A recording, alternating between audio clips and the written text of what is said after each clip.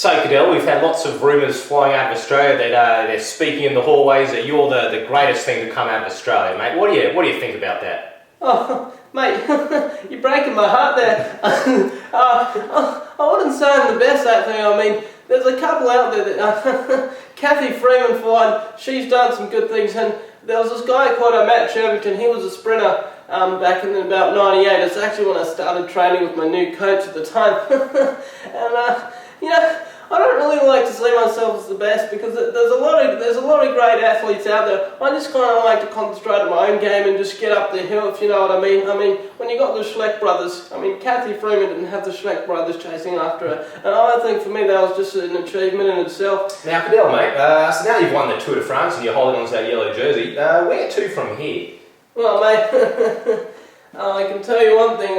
Most people probably expect me to just go home to the wife, to be honest, but I actually plan to spend as much time away from the wife as possible, you know. That's why I'm always on the bike. And there's actually been rumours that there's going to be a public holiday for me. I mean, geez, mate, thanks. I just want to thank you to everyone out there who's, you know, supported me and just kind of metaphorically been on the bike there. And let me stop you there, Cadel, mate, because you're really going ahead there, but I'll tell you what. Sorry, man. Back a few years ago, the Australian media really took it hard on you, mate. And what do you have to say now? There's been a big, you know, role reversal. What do you have to say to that?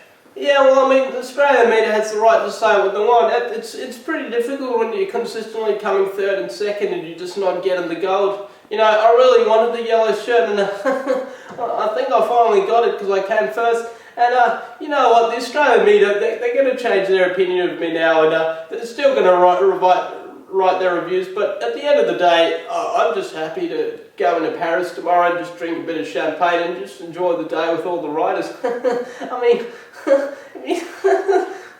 it's really just lovely how everyone's just kind of complimented me. I've had a lot of people on the bike there with me, and I'd just like to thank all the Australian support, especially out in Wagga Wagga and Albury, Wodonga, where I'm from. It's just been absolutely just a present and a half. Cadel, there's been this cloud overhanging the Tour de France in the last few years with all the drug cheats and so on and so forth, especially Alberto Contador and Lance Armstrong in recent weeks. What do you have to say about all that and competing against these type of people? Yeah. The thing about that is, like, especially in the peloton, like, I don't want to name names, but I've seen some people as, like, we're cluttered together, passing drugs to each other. Like, I saw Contador once, he drove past me, and I think he passed off some cocaine to Schleck, but, you know, it's just part of the dodginess of the peloton, really. That's why we break away. It's not because we're trying to get a good time. I mean, at the end of the day, you're just trying to get away from all of that, to be honest. And, you know, as an Australian, to be honest, I mean, mate, I'm a bit of an outsider, you know. It's always been the Europeans and the Americans that win it, and to be honest, that's why I was trying to get away from the peloton. It wasn't really my concern in the first few days to win it. You know, you've got to pace yourself, but when there's drugs going on in the peloton, especially, you know, cocaine swapping, you got to get away from that. And, well, you know, I think I did a good job. Now, Cadel, a few days ago when the Andy Schleck and his brother Frank broke away, and you were there fighting for yourself in the peloton, mate. Yeah. Just describe that day, because I know you had a bit of trouble with the peloton. Please tell us what went on. Yeah, mate. The thing about being Australian and outsiders, you know, no one's there really to help you out, especially in the peloton. It's a pretty dirty business, to be honest, in itself. It's like a separate entity to the actual riding. And mate, yeah, they just weren't shifting their weight, mate. So, you know, I kind of had to take it myself to be a pace setter, and it just, like, that in itself was difficult. And then all the guys in the dressing room knew, especially at the end of the day. I was a big Harry Potter fan, and I hadn't seen the latest movie, so the one guy, I think it was Contador, I couldn't see behind me, but one of the guys in Contador's group was telling me about the new Harry Potter movie, and you know, that gets me sometimes, especially about the whole thing with Dumbledore, and you know, so I just, I mean, I got a bit distracted, so they were trying to slow me down, and I got a bit distracted, and, you know, my focus from the race just was a bit deterred, and, you know, it's okay to let Andy go, you know, you got to accept he really is one of the best, but when you see Frank Schleck going as well, it's a bit of a concern, you know, he's not even in the top 10, to be honest, and so when he's taking over, you're in trouble, and I was like, mate, I watched the movie. I'll go home and I'll watch the movie. I've got 3 days to concentrate. Look, I've got the yellow jersey now, and I think I'm on my way to Paris. And in fact, I just actually want to tell you guys something. I haven't told my wife this yet, but the time trial yesterday when I won, I was about to fall off at the start because in my radio there was it got intercepted.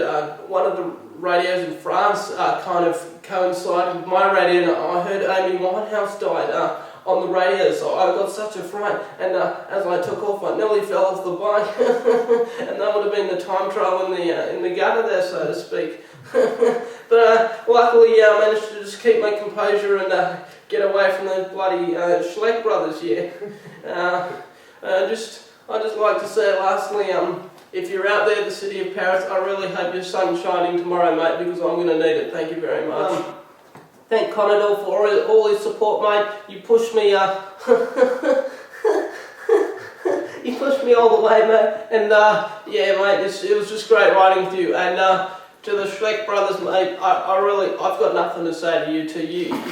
You cheated me the whole way, and you really are a disgrace to Europe. And us boys from the Southern Hemisphere are really showing you how it's done, mate. Mate, cheating is not the answer, mate. It's not going to make you happy. And well, I think I've shown you now the true way. And if you continue to ride, mate, let's do it with a bit of class, all right? So I'll see you next year in Paris. Well, thanks for that, Cadel, man. This is Cadel Evans, fresh from the Tour de France, Australia's greatest champion. Thanks, guys. And I'd just like to shout out to my good mate Daniel back home. Oh, thanks, mate. I'd just like to do a shout out to my good mate Daniel back home in Albury, Wodonga. He just had a farming accident recently and he lost one of his legs. So, mate, I was riding that one for you. Thanks a lot, mate.